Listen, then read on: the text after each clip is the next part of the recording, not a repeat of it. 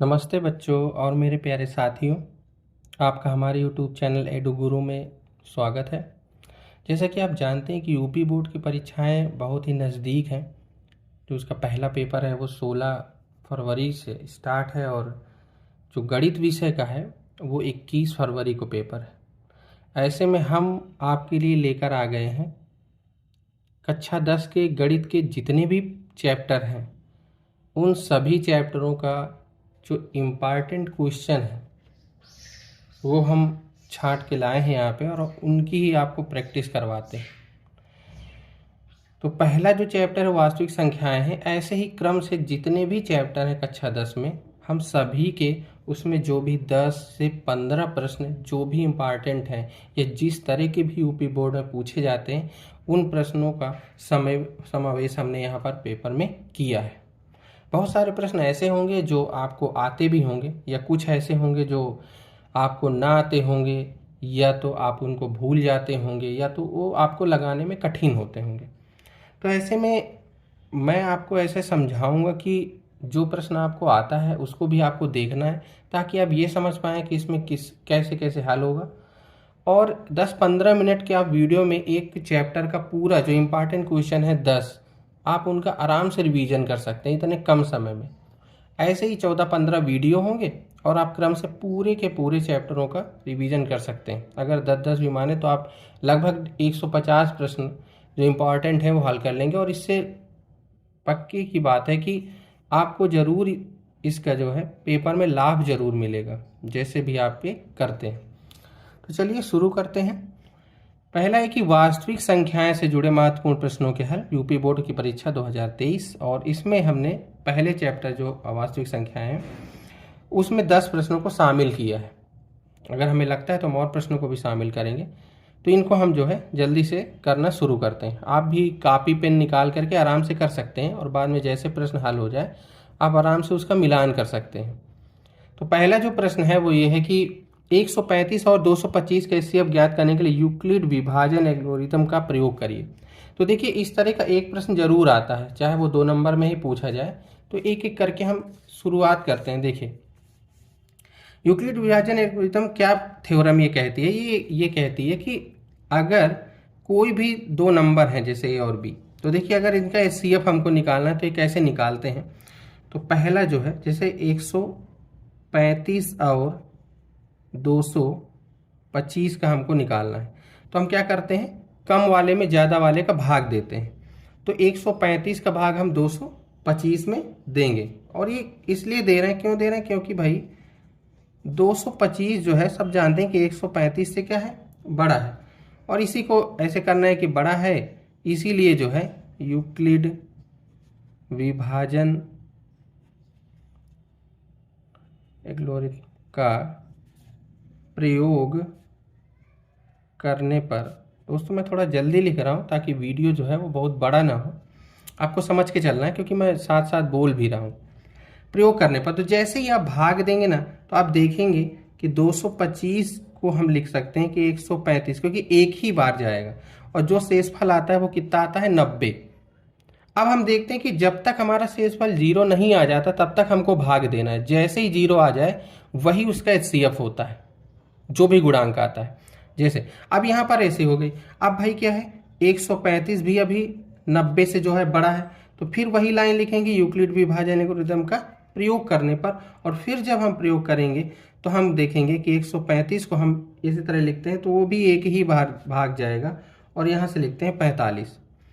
अभी देखिए शेषफल 0 नहीं आया है, 90 45 से बड़ा है और फिर वहाँ पे यही लिखते हैं कि यूक्लिड विभाजन एल्गोरिथम का प्रयोग करने पर और फिर देते हैं तो 90 को लिखते हैं 45, यानी 2 बार जाएगा और शेषफल आ गया 0। अब यहाँ यही लिख देंगे कि जो शेषफल है वो क्या है, 0 है।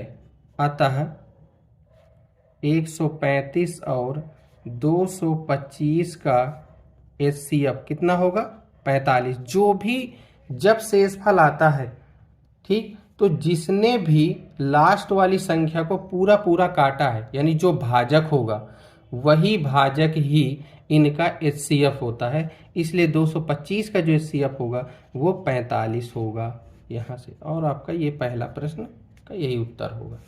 ठीक है। बिना समय बर्बाद किए हुए हम लोग तुरंत दूसरा क्वेश्चन देखते हैं। दूसरा है, देखिए इस तरह का एक प्रश्न जरूर आएगा, आप इसको बिल्कुल भी मत सोचिए कि ये कठिन है, यूपी बोर्ड में से नहीं पूछे जाते, बिल्कुल पूछे जाते हैं। पेपर तो कोई बनाता है, कैसे भी दे सकते हैं। तो इस तरह के ना मैंने दो सवाल को लिया हुआ है। पहला है कि यूक्लिड विभाजन प्रमेय का प्रयोग करके दर्शाइए कि किसी धनात्मक पूर्णांक का वर्ग किसी पूर्णांक m के लिए 3m या 3m+1 टाइप का होता है, यानी रूप का होता है। और सेम यही सवाल है कि इसका घन जो है वो 9m यानी 9m 9m+1 9m+8 के रूप में होता है। तो अगर आप दो में से एक सवाल को भी समझ लेते हैं तो आराम से आप दोनों सवालों को लगा लेते हैं, कोई दिक्कत नहीं है। तो मैं आपको बता रहा हूँ कि दूसरा जो है, मैं आपको दूसरा समझाता हूँ, समझिएगा। सबसे पहले ये है कि हमें कोई, अब जैसे यहाँ पर लिख दिया कि दर्शाए किसी धनात्मक पूर्णांक। अब जब धनात्मक पूर्णांक दिया नहीं है तो जब नहीं देता बच्चों तो हमको मानना ही पड़ता है। गणित में जो जो भी नहीं दिया हमेशा माना है, ये तो आप बचपन से पढ़ते आए हैं। तो यहाँ भी वही मानना है कि माना कोई धन पूर्णांक a, ठीक है, तथा b बराबर 3। अब ये ए बी क्या है, देखो अगर आपने यूक्लिड विभाजन की प्रमेयिका पढ़ी हो तो वहाँ आप जानते हैं कि ए और बी क्या होते हैं, जो उसने संबंध बताया था। तो वैसे ही हमने ए को मान लिया और बी को मान लिया। फिर हमने देखा कि ए को जो है हम लोग किस तरह लिख सकते हैं, 3q+r, ठीक है, b बराबर 3 मान लिया। अब यहाँ पर देखते हैं कि जो q है वो क्या है, वो हमेशा 0 से बड़ा होता है क्योंकि भाग 0 या उससे ज़्यादा बार जाएगा। जो r है वो क्या हो सकता है, 0 1 2 3 ऐसे करके हो सकता है।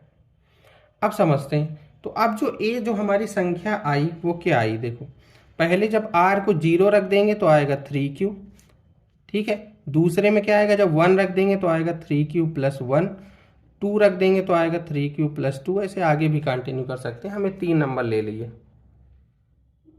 उसके बाद हमको ये दिखाना है कि अगर हम धनात्मक पूर्णांक का वर्ग करते हैं तो जो भी संख्या आएगी वो 3m या 3m+1 इसी टाइप की होगी, हमको शो करना है, ठीक है, यानी वर्ग करने पर। तो इसमें कोई दिक्कत नहीं, आप आराम से वर्ग कर दीजिए। देखो पहला वर्ग जो होगा वो 3q का करेंगे, तो 3q का जब हम स्क्वायर करेंगे तो देखो वो क्या निकल के आता है, यहाँ से वो आएगा 9q²।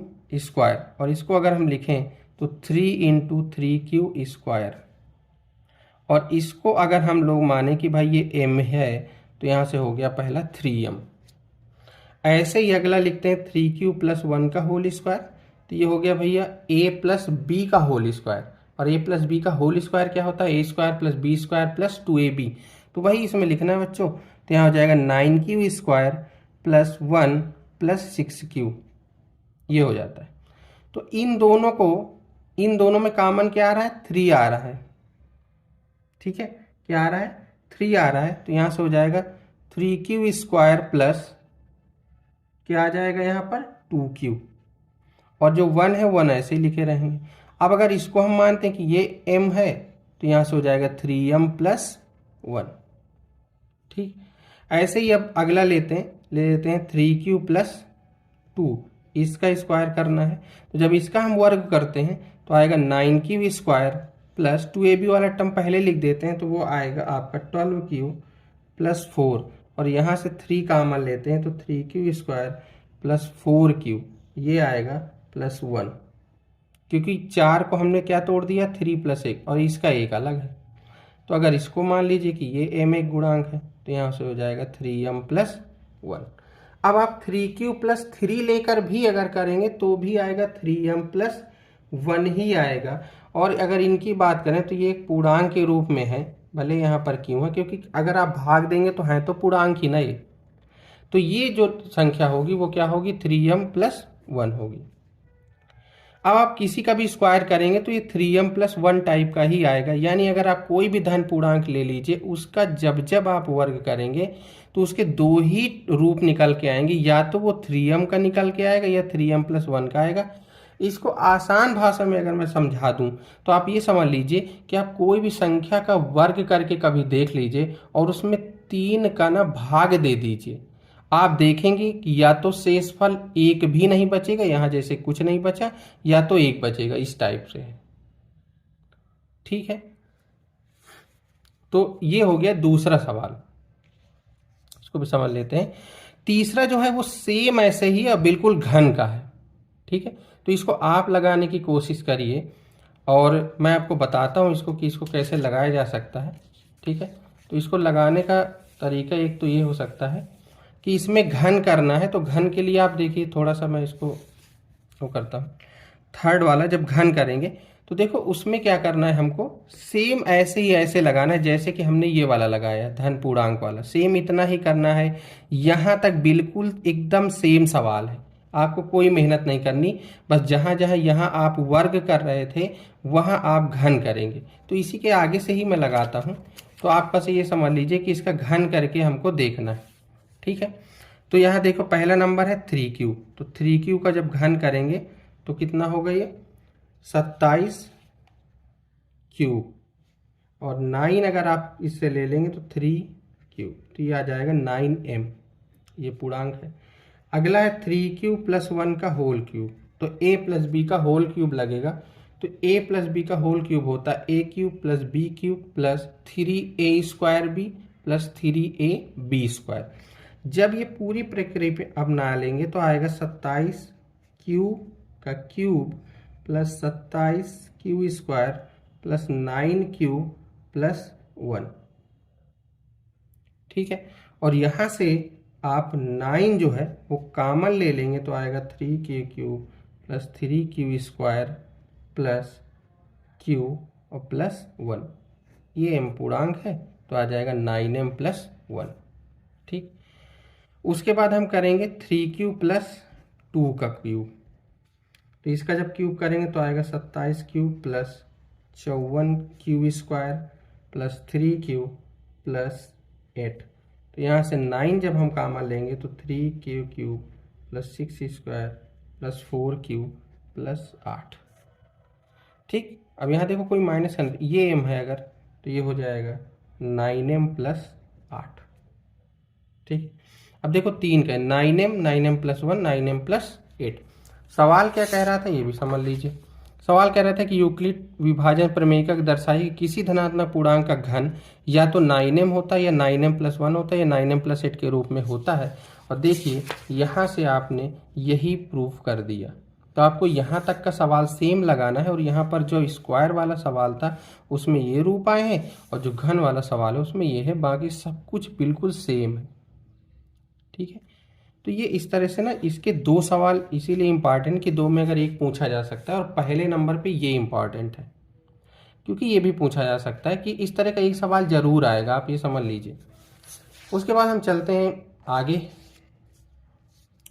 तो आगे का ये है कि अगला जो सवाल है वो ये है कि इस तरह का भी एक छोटे छोटे इंपॉर्टेंट सवाल है, 1 नंबर 2 नंबर के, जैसे किसी संख्या के HCF ये दिया है, LCM कह रहा है, पूछ रहा है, तो इसके लिए बहुत आसान है, आप खुद पढ़ रखें कि भाई क्या फार्मूला होता है, 2 संख्याओं का जो गुणनफल होता है वो क्या होता है, उसके HCF और LCM के बराबर होता है। तो जो संख्याएं जो हमको दी हुई हैं वो क्या है, 306 और 657, इनका गुणनफल जो होगा, इनके HCF 9 और LCM हमसे पूछ रहा है, तो जो LCM होगा वो आ जाएगा 306 × 657/9। और जब आप इसको पूरा काटेंगे, 6 3 9 होता है, ये पहले 3 से इसको काट लेंगे तो यहाँ से आ जाएगा ये, और फिर ये 3 से कट जाएगा कि 2 और 1 का योग जो है वो 3 है, तो नंबर 3 से कटेगा, 3 3 और 3 चौको 12, यानी 34 × 657 आया। जब आप गुणा कराएंगे तो आएगा 22,338, ये एलसीएम होता है दोस्तों। ठीक है, एलसीएम एचसीएफ आपको पता है कि एचसीएफ वो नंबर होता है, जैसे इसका एचसीएफ 9 है, इसका मतलब ये है कि 9 इन नंबरों को पूरा पूरा काट देगा, यानी विभाजित कर देगा, और एलसीएम का मतलब होता है वह संख्या जो इन दिए हुए संख्याओं से पूरे पूरे कट जाए। तो ये एक सबसे छोटी संख्या ये मिलेगी, एलसीएम में वह छोटी से छोटी प्रयोग किया जाता है और एचसीएफ के लिए वो बड़ी से बड़ी प्रयोग, यानी बड़ी से बड़ी जो संख्या 9 है जो इनको काट सकता है, और छोटी से छोटी वह संख्या है 22,338 जो 306 और 657 दोनों से ये कटी जाएगी। ठीक, उसके बाद हम देखते हैं अगला सवाल, पांचवा में कह रहा है कि जांच कीजिए कि क्या किसी प्राकृतिक संख्या n के लिए संख्या 6 की घाते n अंक शून्य पर समाप्त हो सकती। इसकी जांच करना है हमको लगा करके। ठीक है, तो इसको आप समझिए पहले तो पूरे सवाल की थीम को, कि ये कह रहा है कि आप ये हमको चेक करके बता दीजिए कि अगर कोई भी प्राकृतिक संख्या है, ठीक है, कोई भी प्राकृतिक संख्या n है, 1 2 3 4 5, तो अगर हम उसको 6 की घात में लिखें, यानी 6 की घात 1, 6 की घात 2, 6 की घात 3 करके, तो क्या जो भी उत्तर आएगा, ठीक है, क्या वो शून्य पर समाप्त होगा, यानी उसके इकाई का अंक शून्य है क्या, ये हमको चेक करना है इसमें। तो देखिए शून्य का जो निर्माण होता है ना, वो कैसे होता है ये आपको समझना पड़ेगा। कि हमको शून्य देखो मिलता कब है, हमको शून्य तब मिलता है जब 1 2 और 1 5 मिलते हैं। 2 और 5 का एक जोड़ा हमारे पास आएगा और हमको एक शून्य दे देगा, आप इस तरह समझ सकते हैं। अगर 2 हैं, आप समझिए थोड़ा एग्जांपल में, कि अगर 2 हैं और 5 खाली एक है, तो क्या होगा, जो शून्य मिले वो कितने मिलेंगे, 1 मिलेंगे खाली। ठीक है ना, यानी 2 और 5 बराबर बराबर होने चाहिए, ताकि जितने वो बराबर में होंगे, जैसे 4 2 हो जाए और 4 5 हो जाए, तो फिर शून्य कितने होंगे, 4 शून्य प्राप्त होंगे। जो 10 है, 10 का मतलब उसके जो गुणनखंड होते हैं वो 2 और 5 होते हैं, यानी 2 और 5 मिलेगा तो 1 शून्य होगा। हमसे कह रहा है, आप समझ लीजिए कि 6 की घात n करें तो उसके इकाई का अंक शून्य है। इसकी जांच करना है कि क्या ये शून्य हो सकता है क्या। तो देखो होगा क्या, कि जब हम 6 की घात n को देखते हैं तो 6 के जो गुणनखंड होते हैं वो 2 गुणे 3 होता है, और ये n है। अलग अलग तोड़ेंगे ना तो 2 की घात n है, 3 की घात n है। देखो अब 2 जितने n है उतने ही अगर 5 होते, यानी 5 की घाते भी n होते, तो कितने शून्य मिलते, n, यानी 2 रखो तो 2 शून्य, 3 रखो 3, क्योंकि 2 तो है लेकिन 5 का यहाँ पर एक भी नहीं है। तो इसमें यही लिख देंगे कि 6 के गुणनखंड में 5 नहीं है। इसका मतलब आप समझ लीजिए कि 6 की घाते n 5 से विभाजित नहीं होता। समझ रहे हैं ना, क्योंकि जो जिसका गुणनखंड होता है वो उसको विभाजित जरूर करता है। तो जब 5 है नहीं, इसका मतलब 6 की घात n जो है वो 5 से विभाजित नहीं होता। और यहाँ पर बस यही लिख देते हैं कि 6 की घात n में 2 व 3 के अलावा 5 नहीं है, अतः 6 की घात n की संख्या शून्य पर समाप्त नहीं होगी। बस आपको इतना सा लिख देना है। मेरा जो मेन मोटिव है वो ये है कि आप कॉन्सेप्ट को समझें। थोड़ा राइटिंग खराब है, तो ये है कि मैं कोशिश कर रहा हूँ कि वीडियो जो है वो बहुत बड़ा ना हो, ताकि आप बोर हो, कम समय में आपको ज़्यादा से ज़्यादा सिखाया जाए, बस यही कोशिश है। इसीलिए थोड़ा जल्दबाजी में राइटिंग तो खराब होगी, लेकिन ये है कि मैं बोल रहा हूँ, आप भी इतना तो समझ रहे होंगे कि मैं क्या लिख रहा हूँ। इतना तो मैं भी ध्यान दिए हूँ कि इस तरह लिखा जाए कि आपको समझ आ जाए। ठीक है, तो ये है कि हमने जो है इस चैप्टर के, आप समझ लीजिए कि 10 सवाल मैंने रखे थे और 10 में से मैंने 5 सवालों को डिस्कस कर दिया है, 5 जो है वो शेष है। अगर आपको ये सवाल आते हैं तो एक बार आप ज़रूर बैठ के इनको लगाइए और अगले वीडियो में आप देख करके इससे मिलान कर सकते हैं। और अगर आपको जिन सवालों में भी प्रॉब्लम है या दिक्कत है तो आप फिर उसके लिए अगला वीडियो, इसके जो आगे का वीडियो है वो देख लें। वीडियो बड़ा ना हो इसलिए इसको 2 भागों में है। तो 5 सवाल मैंने, आप इनको एक बार ज़रूर से लगा लीजिए। देखिए पहला सवाल भी इम्पॉर्टेंट है, इस तरह का एक ज़रूर आएगा, और जब आप पेपर देंगे तो आप खुद फील करेंगे कि जो बताया गया है वो बिल्कुल सही बात है। दूसरा ये कि एक वर्ग और घन का सवाल रखें, दोनों एक तरह के हैं, और एक अच्छा सवाल है 6 की घात n वाला, छोटा है, पूछा भी जा सकता है, 3 नंबर में ही आ जाए, 4 नंबर में। इन 2 में भी उम्मीद है कि एक सवाल दिया जा सके। आपके सेट में ना आया तो किसी न किसी सेट में तो आएगा, कई सारे सेट होते हैं। तो यही, और फिर इनका एलसीएम और एचसीएफ से छोटा सा सवाल है, ये जो चौथा नंबर लगवाए हैं, छोटा है, 1-2 नंबर लायक है बस। तो ये 5 सवाल डिस्कस हैं और जो आगे के 5 सवाल इनको लगाइए और मैं इनको अगले वीडियो में पूरे डिस्कस करता हूँ और ये भी बताऊँगा कि जो अपरिमेय संख्या और ये सब लोगों को बहुत दिक्कत होती है कि ये कैसे सर जी इसका करें, हम नहीं प्रूव कर पाते, ये समझ नहीं आता है। तो उसके लिए भी जो है आप आराम से पढ़ सकते हैं, बहुत आसान भाषा में आपको समझाऊंगा। कोई भी अगर आपको कोई सवाल समझ में ना आया हो तो आप बता सकते हैं कमेंट करके। दूसरा ये कि अगला ये शांत शांत वाले ये भी एक नंबर में पूछे जाते हैं, तो ये इनका भी तरीका बताऊंगा देखने का, बहुत आसान है। तब तक के लिए धन्यवाद, बेस्ट ऑफ लक। जुड़े रहिए, तैयारी करते रहिए और अच्छे से पेपर दीजिए और हमारे चैनल को सब्सक्राइब कीजिए, हमसे जुड़िए ताकि आपको गणित के नए नए वीडियो मिलेंगे कक्षा 9 से लेकर के 12 तक के।